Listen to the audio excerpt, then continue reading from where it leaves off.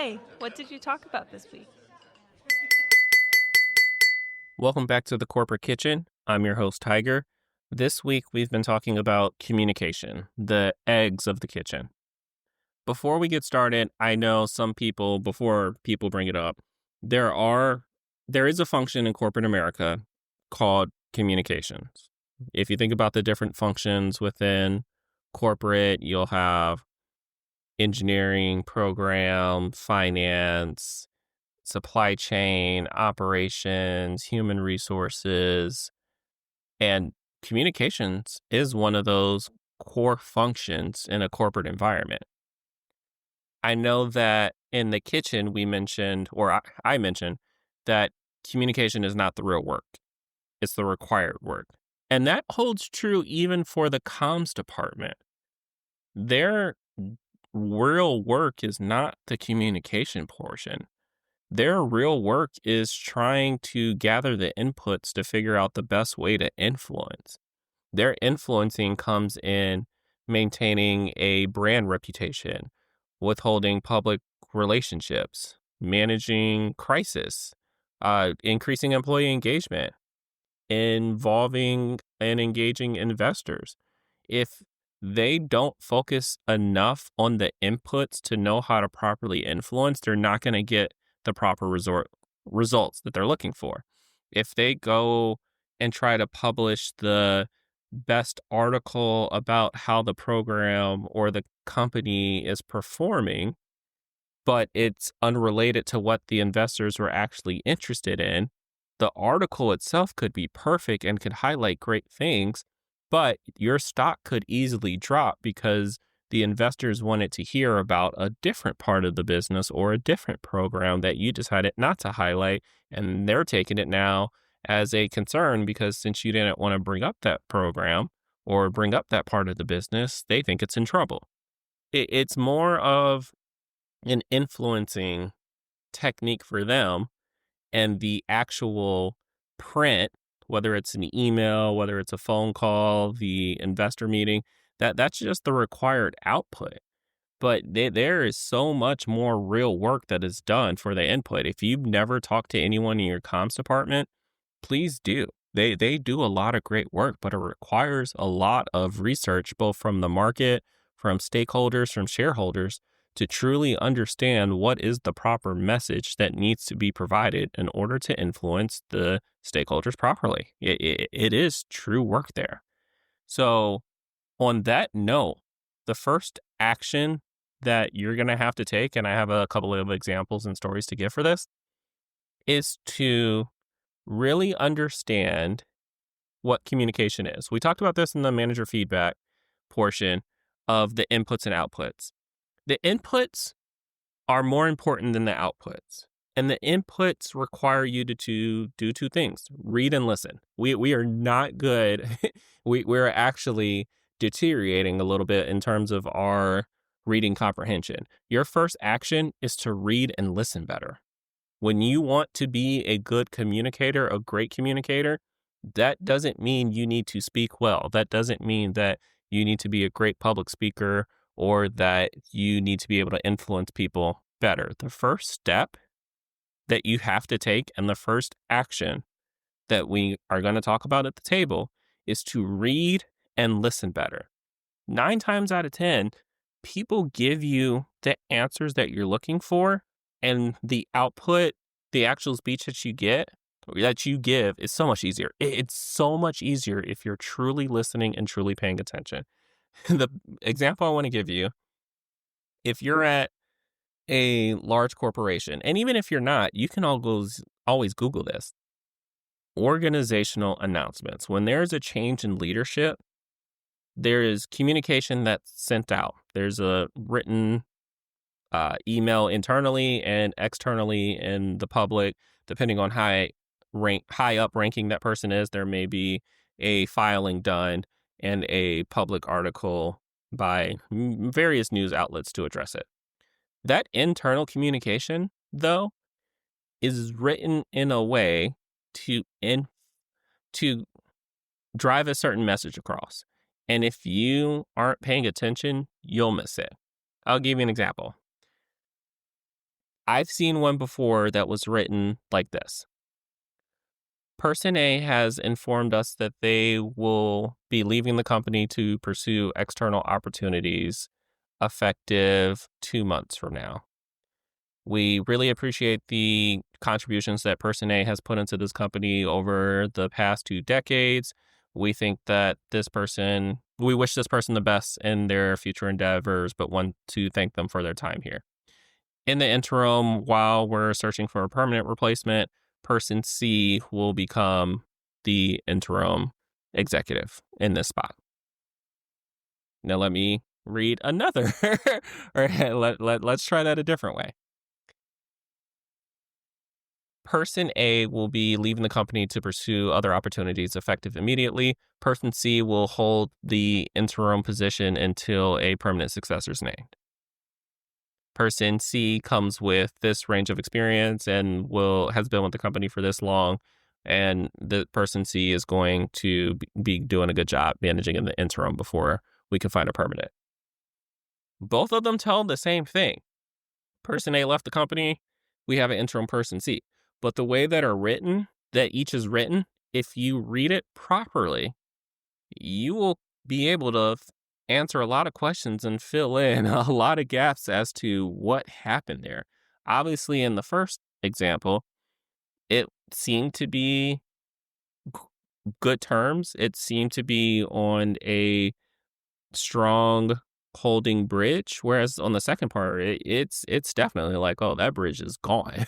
that bridge is demolished, and this is how it's written in a lot of large corporations, where it's like, no, this person, and in certain smaller ones, I mean, they'll straight up tell you that we fired this person. If it's a private company and it's a little bit smaller, they'll straight up say that.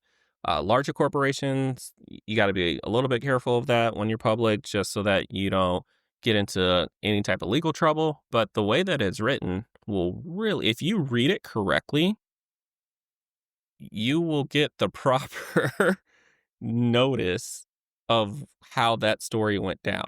It's one of the, I would say, most comedic things about working in corporate America is once you learn how to properly read emails, listen to certain things when the company has the investor call, and then either before or after they have the internal company call to go over the performance, that there are hidden messages in there that if you're listening and paying attention, you will easily pick up on, and it will help build your ability to have proper output.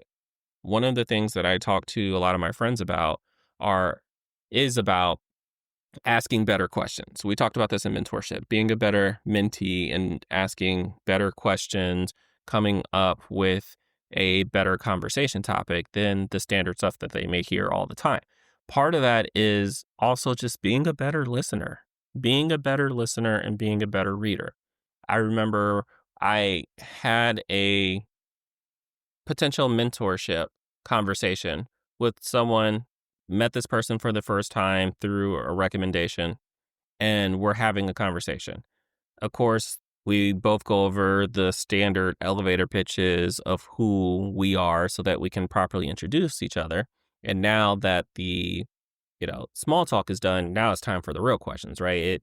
And usually in those scenarios, people will try to ask the best questions so that they can stand out, and they're like, oh, let me ask a really good question. But for me, and in the growth that I had in my career, what I've recognized is during that elevator pitch, you gotta listen. You gotta pay attention to certain things, and it'll help build your question. When they bring up that they have children, that is an easy conversation topic to be like, oh, how old are your children? And that's a simple one. But then when you want to go layers deeper, for this specific example, this person brought up to me that they worked one function their entire career. They've done different disciplines within that function, different roles within that function, but it's been that singular function in their 30 plus year career, which was astounding. So obviously there are many questions that you could ask. The question that I asked based off, actually two of the questions that I asked based off of what I heard was, why didn't you cross-train, and did you not find any value of going to a different function to learn how they did it as well? Right? If you're telling me that everything that you did was in a certain function and the current mentorship guideline to the next generation is to have some cross-functional knowledge, have some cross-functional experience so that you can understand how other groups did it, how other groups do their job, and it'll help you better at yours. I asked in better words pretty much the same thing. Like, if you see the value in that now, why didn't you take the opportunity then, and why are you not taking that opportunity now to do it? It took the person a minute to answer the question because they're like, oh, I wasn't expecting that. But it's a legit question. If I listen and read into the fact that they want us to have cross-functional experience. So if that's what you're preaching, what triggered that scenario to pop up in everyone's head? And why aren't we doing it now? Because it's not too late. I mean, yeah, you're a high up executive, but it's not too late for you. You can easily do it. Why are we not doing it? Was the question. And then the second question had to deal with if this person took so many roles in the same function, was there any roles within that function that this person did not want to take? Their goal was always to be the leader of this function. They knew that they wanted to be the senior executive of this area. Piece. The area has a lot of disciplines. That function has many different disciplines, and you did a rotation around them so that you kind of got learning and experience across all of them. Got it. If you know it that well, people don't love 100% of everything. So there's obviously a group that you didn't love as much, and on the opportunity list, you can't hit every single job. You do as many as you can as you work your way up. Was there one circled on the list that wasn't that high? You placed it more at the bottom of the list, and they made you do it anyway. And there was an opportunity that the person did not want to take. Out of all the disciplines, this was like at the very, very bottom. It's like, I absolutely don't want to do this. And of course, standard answer when it comes to something like that, where those jobs that people don't want to do, they find out that it is great experience, great opportunity to learn and truly understand what that organization does, understand the value that it brings to the entire enterprise, and take that with them as they grow. The reason they say yes to that opportunity is the fact that they listened to their sponsor, their mentor, that explained to them how, and they didn't have to go into detail of how valuable that role is, but they provided the opportunity. They listened that this is an opportunity to go do this and continue to grow your career. When you're in corporate, this is a tip. This is not even an action item. This is a tip that I'm just going to tell you. You can only say no so many times. So when you're growing your career and you're going about your day to day, you're doing your networking, you're getting sponsors, you're getting mentors, and they're starting to provide you opportunities. Make sure you listen to the opportunities that are provided to you. You can only say no so many times. If people are providing you opportunities and you're looking for the perfect one and you continue to say no, at some point, they're going to listen to you. You said no 3 times, it's a no.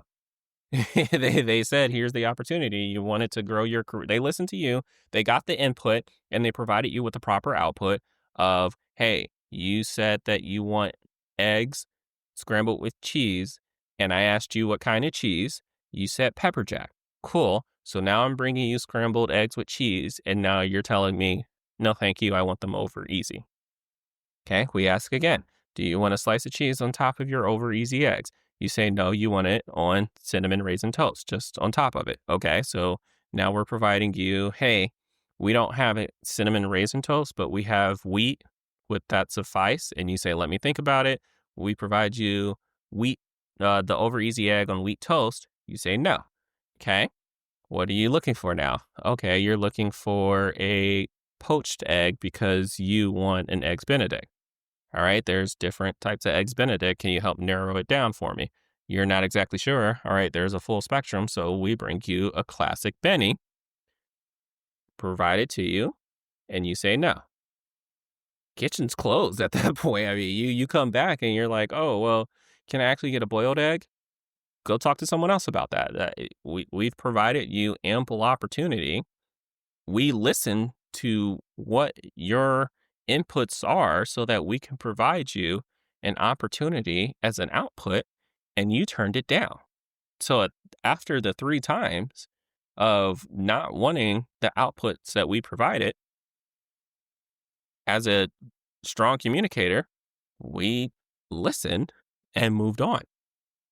And now you went from having potential missed opportunities to no opportunities at all because you didn't truly listen to what was being provided for you. Hey, we don't have the cinnamon raisin toast, but we have wheat toast. Make sure you truly hear. It's like, okay, they couldn't get you exactly what you wanted, but it's pretty close. They did the work to try to get you as close as possible. So do you really say no to that because it's not exactly what you want? Or do you take it and continue to build from there? It's your choice at the end of the day, but you gotta make sure you're listening. And that's going to bring us to action number 2. When it comes to communication 2, don't waste your time. Like don't waste your time trying to perfect the output, as we are going to continue to beat this egg more and more. The bottom line of it is the input is more important than the output. Don't waste your time focusing on the output at all. 2 stories I want to tell you on this. So the first time is when I got thrown under the bus for the first time. It's going to happen to everyone in their career. It's a dog eat dog town. Everyone's out there for themselves, regardless of how close you think someone is. We don't have work friends. We have colleagues.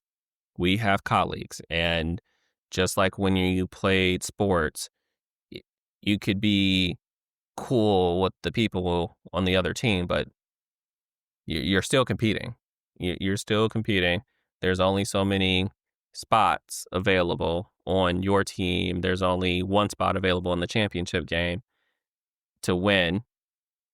It's a competition. You always got to play it as a competition. So you can't waste your time on focusing on how you do the outputs on certain things. And one of the outputs that I had to deal with was when I got an input of like totally negative feedback and someone threw me under the bus via email.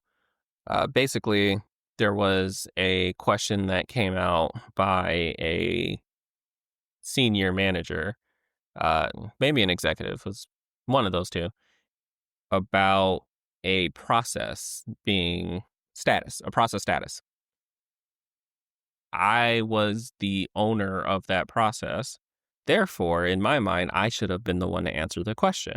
But instead, someone else chimed in and was like, I asked Tiger to do this 3 months ago, still has not been completed, don't understand why. And I'm reading this and I'm like, no, this person did not just write this email like this. And the irony was that this person sat in the same area as me. So as I'm reading the email, I'm literally turned my head and I can like see the person in my vision because where we sat didn't have high peripherals. All our desks had walls that were like table or desk high. So we could see everyone in the entire area.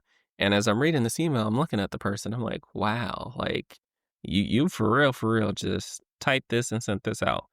This was a little bit early in my career, so the immaturity kicked in and the emotions definitely got the better of me because I wasted so much time trying to figure out how I was going to reply to this email and do it in a way in my mind that gave the proper status and told the story of what's going on, but also like kind of took a jab and was like, this person does not speak for me, so you don't have to listen. And at the end of the day, the senior manager didn't even care. Like, and that's what's crazy. Like, they didn't even care. They sent out and just wanted to know what was going on. And the fact that this person said that it wasn't even completed didn't even phase the senior manager. And that's how it is most of the time, where people just be talking and that's their output. That is their output because they got some input, whether like their boss asked them or they heard something on the grapevine. And based off the input they got, that's their output. For you, you can't take it as, oh my God, like the sky's falling out. The input, their output, when you take it in for input for you got to assess the whole situation. You can't take this one variable and be like, oh, I'm ready to deliver my output. As we talked with so many scenarios, there's a lot of different inputs that you have to bring in. So I'm reading this email and I'm thinking, oh my God, this is like the sky's falling out. This guy's a jerk. This is horrible. No, that was one person. I have to pull in more inputs. And I learned through my career when this happened again, because I've been thrown under the bus a couple times. I didn't care. I was in one group. This is the second story. I was in one group where this person was obsessed with, and you'll meet some of these people that are obsessed with direct communication. So it's like, you aren't doing this, and then they CC your boss. By this time, I had the maturity to deal with it. And when you go through these examples, you'll build the maturity too and make sure that you are really focusing on multiple different inputs and not just taking the output from one person as this singular input and the sole input. So this person sent an email, CC'd my boss at the time. Oh, I'm not getting this from Tiger and he's not doing this. And my boss at the time did not respond. And I didn't even have a conversation with my boss because I knew my boss didn't care. So I get this input from this person that's upset. The input that I have from my boss is I don't care.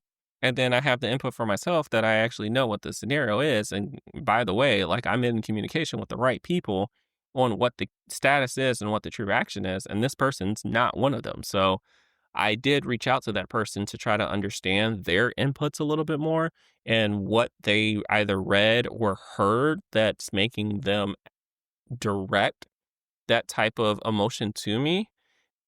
And with that information, I was able to better direct that person and send them to the right person that they needed to get the status from and understand what was going on. Didn't waste any time. That was a quick phone call. Done.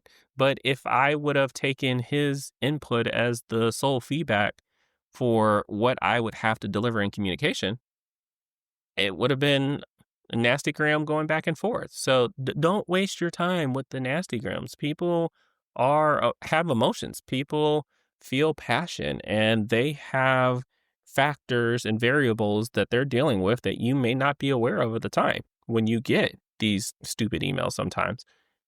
Don't take it to heart. You'll enjoy this. So I had one too, where this person sent me an email they were telling me, they didn't even ask, they were telling me that work from someone else was overdue. And I wasn't a manager at the time, so this was like an email that could easily be deleted because they don't work for me, okay? Go talk to their boss or go talk to them directly. So this person sent me an email telling me that this person's work was overdue. It's like, okay. I didn't even reply. Then I got a second email the same day where it's like, hey, need your help here. This person's work is overdue. And my response was, did you engage that person's manager? They don't work for me.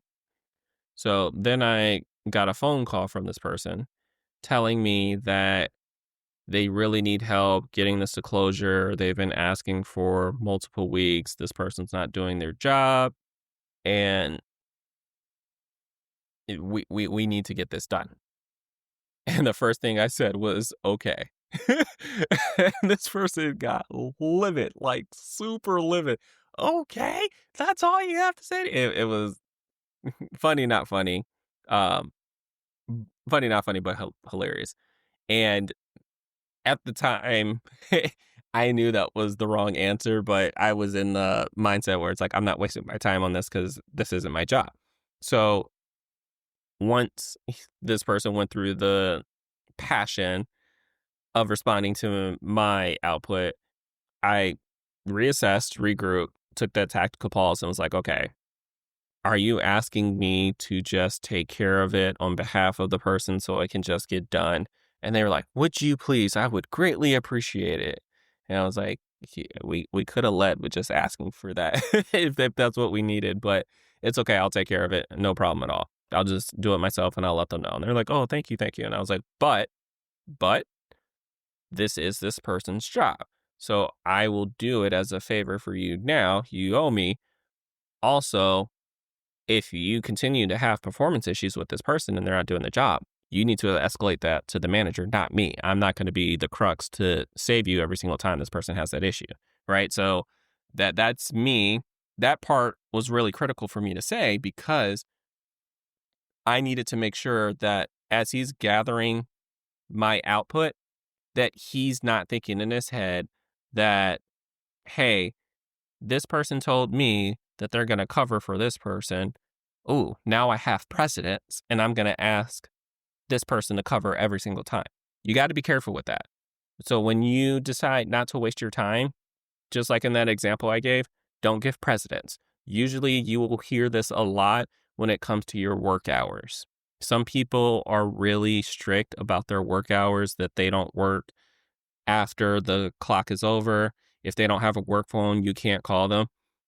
If you do something one time and you don't address it the first time to lay the limitations and the boundaries, people will exploit it. If you answered your email on the weekend, you answered a work call on your personal phone, and at that singular moment for the first time, if you don't set the boundary, they will take advantage of you.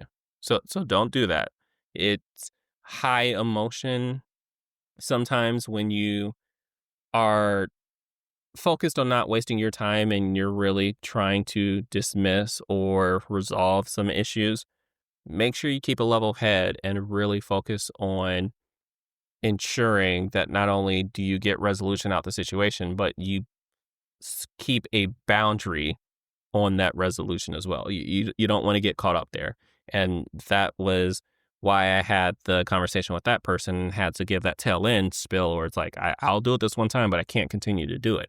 I'm not going to waste time having this conversation over and over and back and forth. Let's just address it. But at the same time, this is the only time we're going to have the conversation.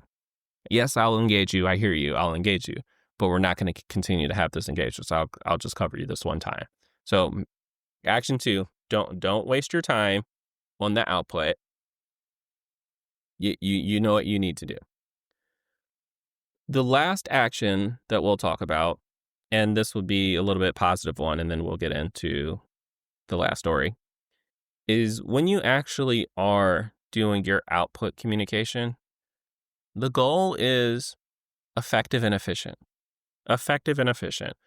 One of the problems that I see all the time in corporate America, from my experience, is when you don't cover the whole story. So there's been a couple times, and I had to learn this for myself, a couple times where there was a problem that arose and I asked a question. I got an answer. I had to ask another question. Had to get a new answer. Once I got that second answer, I thought to myself, I'm not asking the right questions, because now I have a third question that I need to ask to drill down to where I really need to be. If you get to like the third question, you're probably not asking the right questions, or you're just not communicating the right way. It could be that it needs to be a meeting instead of an email, that it may be a phone call and you're talking to someone who's super talkative that likes to tell their life story, and you're not providing the proper output for them to have the signals to say, all right, let's get this conversation back on track. When you want to become a really effective output communicator, you got to be effective and efficient to the best of your ability, because at the end of the day, sometimes it fails. I'll give you a really good example, and this will be the last story alert. we had an issue. I was working in a company and we had an issue with a system. It was a physical system that we needed to run a test. We needed improvements to the system, but also an upgrade to it. And the inputs that I received from various groups didn't get me the full scope of change that I needed to know to have the conversation with the vendor for this system. So my first step was to really engage all those different parties to understand what were the requirements, what did we really need here, and how does it help? How should it be deployed so that it meets the needs that you're looking for? I don't want to just have it upgraded and the upgrade works, but it's not in the fashion that the team needs it. So that was the first level. And that took a little bit. Once I had all that information, then I went to the vendor, and it's a smaller company, so it's not like I was talking to a salesperson. I actually talked to the president of the company and spoke to this person about the requirements that we were facing and the upgrade and the changes that we were requesting. That was an email that I sent out. That initial contact was an email, and I wrote that email as concise, simple, but with as much information that was required to ensure that the communication was effective and efficient, right? And it took me a little bit to write that email. Could it have been a phone call? Yes, but I didn't know the person at the time. I just knew of the person. So this was kind of like my intro conversation as well. And the last tidbit in that email communication was, can we set up a meeting to discuss like costs, schedule, timeline, all that sort of jazz. Person responded immediately. Absolutely. This makes sense. Have a couple questions though. Let's set up some time. Perfect. This project was approaching its deadline and we were on the tail end of it. We were going to meet with this person, get the requirements laid rest so that the person can verify that their upgrades met all the requirements, get the cost, get the timeline, get the approval, and be done. So the next step was to have that conversation with him so that we can lay out all those items. And the group that I was in, we had a conference room that had a phone in the conference room. And in my mind, if you reserve that conference room, you should have access to the conference room phone. So I booked the conference room. I invited the different stakeholders of this project and, of course, and the president of the vendor so that we can sit down and have the conversation. We go in and we sit down. I dial in, it's the conference number. I dial in the number and someone else is on the line, like someone else internally. And they're like, hey, I'm supposed to be having a meeting with your leader. And we checked the calendar and like, there was no overlap booking. And I was like, okay, there's nothing on the calendar with my leader that shows you guys have a meeting right now. So, and we have this conference room reserved. Can you like call the person directly or, I'll send them a note that the meeting may be canceled. So that person drops. My leader walks in. It wasn't my direct leader. It was like a couple levels up. Walks in and says that he's using the conference line and that we need to get off the phone. We get off the phone. I have to apologize to the vendor, the president of the vendor, and let them know that we're just going to have to reschedule the meeting. And this was like on a Friday. So obviously the next time we could meet was the following Monday. And, I had to apologize and say, hey, sorry, my leader needs the phone. We got to drop and I'll reschedule. So that call ended.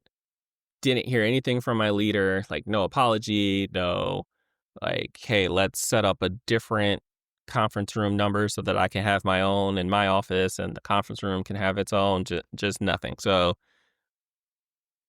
although I was effective and efficient in my communication and being able to streamline the path and the process to get to identifying their requirements all the way to, all right, hey, we're talking to the vendor and we're about to get the quotes so that we can like get this kicked off.